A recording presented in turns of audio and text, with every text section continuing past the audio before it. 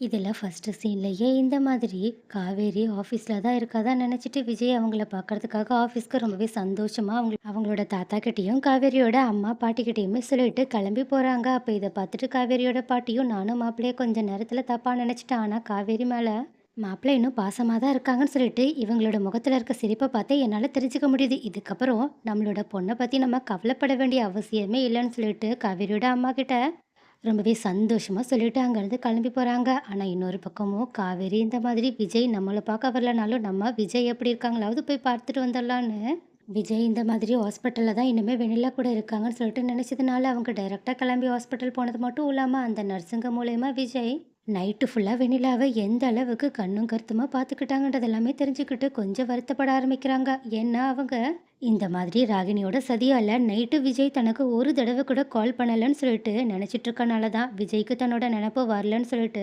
நம்புறனால தான் காவேரி இந்த மாதிரி விஜய் மேல கொஞ்சம் கோவத்துல இருக்காங்க. அது மட்டும் இல்லாம இந்த மாதிரி விஜய் கால் பண்ணாத ஃபோன் நமக்கு எதுக்குன்னு சொல்லிட்டு உடனடியே அவங்களோட ஃபோனை ஸ்விட்ச் ஆஃபுமே பண்ணிடுறாங்க. ஆனா இது எதுவுமே தெரியாத விஜயோ காவேரியை ரொம்பவே ஆர்வமா பார்க்கறதுக்காக ஆஃபீஸ்க்கு போனது மட்டும் இல்லாம அங்க எல்லா இடத்துலயுமே காவேரியை தேடி அலைஞ்சிட்டு இருக்காங்க. ஆனா அங்க இருக்கவங்க மூலியமா ஒரு வழியா விஜய்க்கு காவேரி ஆஃபீஸை விட்டு பிரச்சனை எல்லாத்தையுமே முடிச்சு வச்சுட்டு கிளம்பிட்டாங்கன்ற விஷயம் தெரிய வந்துருச்சு. அது மட்டும் இல்லாம இப்ப காவேரி எங்க போயிருக்காங்கன்னு சொல்லிட்டு அவங்களுக்கு தெரியாததுனால அவங்க காவேரியோட ஃபோனுக்கு கால் பண்ண ஆனா காவேரியோட ஃபோனும் சுவிட்ச் ஆஃப்ல இருக்கனால விஜயால அவங்க கிட்ட பேசவே முடியல. அது மட்டும் இல்லாம இப்ப காவேரியை நம்ம எங்க போய் தேடுறது? அவ வீட்லயும் இல்ல, அவங்களோட அம்மா வீட்லயும் இல்ல, இங்க ஆஃபீஸ்லயும் இல்ல. வேற எங்க அவ போயிருப்பான்னு சொல்லிட்டு யோசனையோட இருக்கிறது மட்டும் இல்லாம, ஒருவேளை நம்ம இங்க வர நேரமா பார்த்து அவ வீட்டுக்கு கிளம்பி போயிருப்பாளான்னு சொல்லிட்டு தாத்தாவுக்கு ஒரு தடவ கால் பண்ணி கேட்டுட்டு, அவங்க வீட்ல இல்லன்னு சொல்லிட்டு கன்ஃபார்ம் பண்ணதுக்கப்புறமா, வேற எங்க காவேரி போயிருக்கான்னு சொல்லிட்டு யோசிக்கும்போது தான், அவங்க ஒரு வேள ஹாஸ்பிட்டல் போயிருப்பாளோ காவேரின்னு சொல்லிட்டு உடனடியா அவங்க அவங்களோட டவுட்ட கிளியர் பண்றதுக்காக ஹாஸ்பிட்டலுக்கு வந்து பார்க்கும்போது, அந்த நர்ஸுங்க மூலியமா காவேரி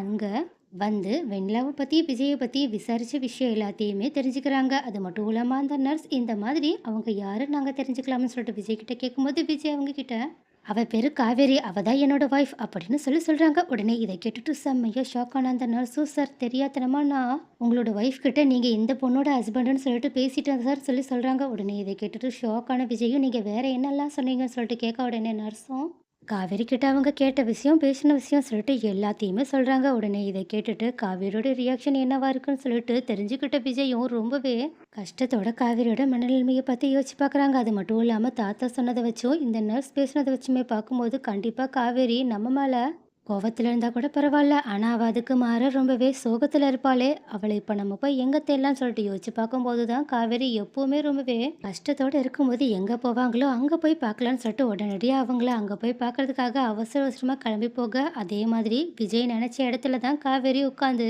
விஜய நெனச்சு ஃபீல் பண்ணிட்டுருக்காங்க. அப்போ அந்த மாதிரி காவேரி உட்காந்துருக்கத பார்த்த உடனேயே மனசு உடைஞ்சு போய் விஜய் காவேரி கிட்ட போயிட்டு அவங்கள ஹக் பண்ணா. ஆனா காவேரியோ விஜய விலக்கி விட்டுட்டு, "என்னோட ஞாபகம் உங்களுக்கு இப்ப தான் வந்துச்சான்னு?" சொல்லிட்டு ரொம்பவே சோகத்தோட கேட்க, ஆனா விஜயோ, "நான் உனக்கு நெறைய தடவ கால் பண்ணி பார்த்தேன். உன்னோட கால் அட்டெண்டே ஆகல. அது மட்டும் இல்லாம, அதுக்கப்புறமா நான் இன்னைக்கு மார்னிங் கூட கால் பண்ண ட்ரை பண்ணேன். ஆனா என்னோட ஃபோன் ஸ்விட்ச் ஆஃப் ஆயிடுச்சு. சரி நானும் உன்ன நேரடியாவே வீட்டுக்கு வந்து பார்த்தலான்னு சொல்லிட்டு வீட்டுக்கு வந்து பார்க்கும்போது தான், நீ அந்த நேரமா பார்த்து ஆஃபீஸ் கிளம்பி போயிட்ட. சரி சார்ஜ் போட்டுட்டு கொஞ்ச நேரம் ரெஸ்ட் எடுத்துட்டு வரலான்னு பார்த்தேன். அதுக்குள்ள இவ்ளோ நேரம் தூங்கிட்டேன். அது மட்டும் இல்லாம தூங்கி எந்திரிச்ச உடனேயே உன்ன பார்க்கணுன்றதுக்காக தான் ஆஃபீஸ்க்கு கிளம்பி போனா, நீ அங்கேயும் இல்ல. அதனால தான் ஒரு வேள நீ ஹாஸ்பிட்டல் போயிருப்பியோன்னு சொல்லிட்டு ஹாஸ்பிட்டலுக்கு போய் பார்க்கும்போது தான் நர்ஸ் மூலியமா அங்க நடந்த விஷயம் எல்லாத்தையுமே தெரிஞ்சுக்கிட்டு, நீ சோகத்துல இருப்பன்னு இந்த இடத்த நான் கண்டுபிடிச்சு வந்தேன்.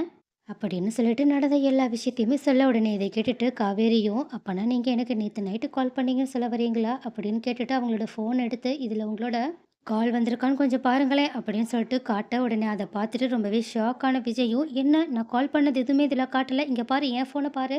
நான் நிஜமாவே நேத்து நைட்டு உனக்கு நெறைய தடவ கால் ட்ரை பண்ணியிருக்கேன்னு" சொல்லிட்டு அவங்களோட ஃபோன் ஹிஸ்டரிய போய் காட்ட, உடனே இத பார்த்துட்டு ஷாக்கான காவேரியும், அப்பன்னா என்ன நடந்திருக்கும்னு சொல்லிட்டு யோசிச்சு பார்த்தது மட்டும் இல்லாம, இதுக்கு முன்னாடி ராகினி அவங்க கிட்ட பேசின விஷயத்தையுமே நெனச்சு பார்த்துட்டு, இதுக்கு பின்னாடி ராகினி தான் இருக்காங்கன்னு சொல்லிட்டு உடனடியா விஜய் கிட்டயுமே சொல்ல, உடனே இத கேட்ட உடனே விஜய் செம்ம கடுப்பானது மட்டும் இல்லாம, அந்த ராகினிய நான் சும்மாவே விடமாட்டேன்னு சொல்லிட்டு சொல்றாங்க. அது மட்டும் இல்லாம, "தயவு செஞ்சு என்ன மன்னிச்சிரு காவேரி. என்ன இருந்திருந்தாலும் நானாவது உன்கிட்ட இப்படி பேச முடியலன்னா, வேற ஏதாவது மூலியமாவது பேசியிருக்கணும். நான் தான் தப்பு பண்ணிட்டேன்னு" சொல்லிட்டு அவங்க கிட்ட மனசார மன்னிப்பு கேட்டது மட்டும் இல்லாம, "நீ இல்லாம இந்த 2 நாள் நான் எவ்ளோ கஷ்டப்பட்டேன் தெரியுமா?"